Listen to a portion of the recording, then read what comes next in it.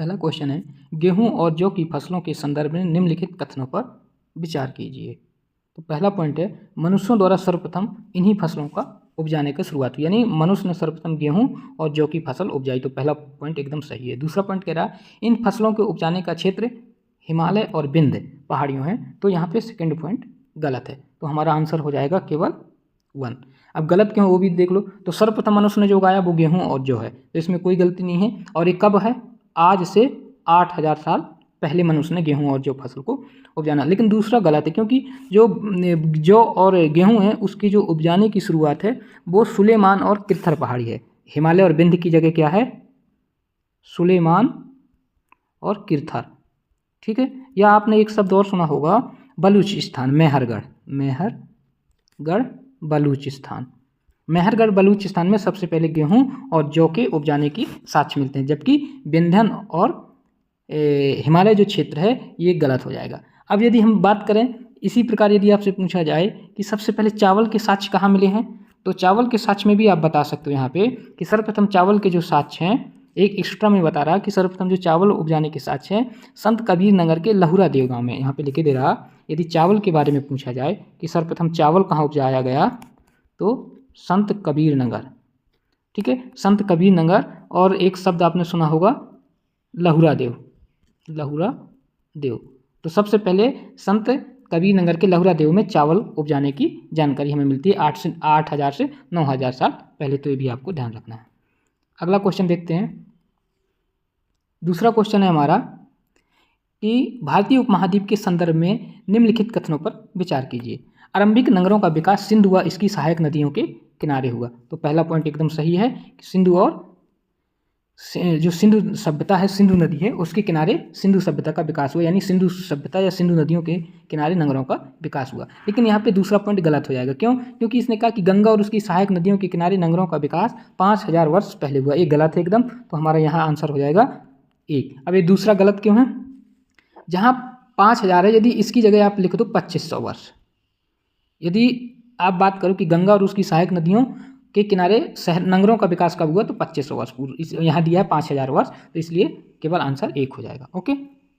अगला क्वेश्चन है कि गंगा नदी के दक्षिण में इसकी सहायक नदी सोन के आसपास के क्षेत्र प्राचीन काल में किस नाम से जाना जाता था? तो इसका हमारा आंसर हो जाएगा मगध, जो कि आपको पता होगा। महाजनपद काल में आप मगध जनपद पढ़ते, बहुत फेमस है। तो मगध का क्षेत्र जो है गंगा नदी और सोन नदी के बीच के क्षेत्र को मगध महाजनपद के नाम से जाना जाता है। ठीक है।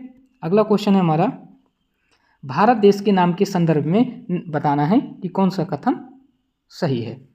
तो लगभग 2500 वर्ष पूर्व उत्तर पश्चिम की ओर से आने वाले, यानी आज से 2500 वर्ष पहले जो भारत का जो उत्तर पश्चिम वाला एरिया, ठीक है, उत्तर पश्चिम वाले में जो ईरानी और यूनानी सिंधु को, जो सिंधु नदी है, को हिंदोस अथवा इंदोस के नाम से जानते थे, और इसलिए इसको इंडिया नाम पड़ा। तो पहला पॉइंट एकदम सही है। दूसरा कह रहा कि भारत, यानी भारत नाम का प्रयोग उत्तर पश्चिम में रहने वाले, ये शब्द याद रखना, उत्तर पश्चिम में रहने वाले लोगों के एक समूह के लिए किया जाता था। इस समूह का उल्लेख संस्कृत भाषा की आरंभिक कृति ऋग्वेद में मिलता है। तो भारत कबीला और उत्तर पश्चिम में जो वहाँ पे लोग आए, इन क्षेत्रों को इंडिया नाम दिया। तो दोनों पॉइंट सही हैं, इसलिए हमारा आंसर हो जाएगा इसका आंसर नंबर सी। आपको याद रखना है। नेक्स्ट क्वेश्चन है हमारा, पांडुलिपियों के संदर्भ में। पांडुलिपि आपने सुना होगा, ये शब्द पढ़े होंगे। तो कौन सा कथन सही नहीं है, बहुत महत्वपूर्ण है, नहीं बताना है कथन कौन सा सही नहीं। तो पहला कथन क्या है? अतीत में हाथ से लिखी जाने वाली पुस्तकों को पांडुलिपि, एकदम सही है। पांडुलिपियाँ हाथ से लिखी जाती थी। अंग्रेजी में पांडुलिपि के लिए मैन्युस्क्रिप्ट शब्द का प्रयोग होता है, जो लैटिन भाषा के शब्द मैनु, जिसका अर्थ है हाथ, एकदम ये भी सही है। तीसरा पॉइंट है, पांडुलिपियों तारपत्रों के पत्तों को काटकर अथवा हिमालयी क्षेत्र में उगने वाले भुर्ज नामक पेड़ की छाल, ये बहुत महत्वपूर्ण है, जो भुर्ज पेड़ है उसकी छाल से विशेष तरीके से तैयार भोजपत्र पर लिखी जाती थी। तो पॉइंट नंबर तीसरा भी सही है। डी क्या कह रहा है?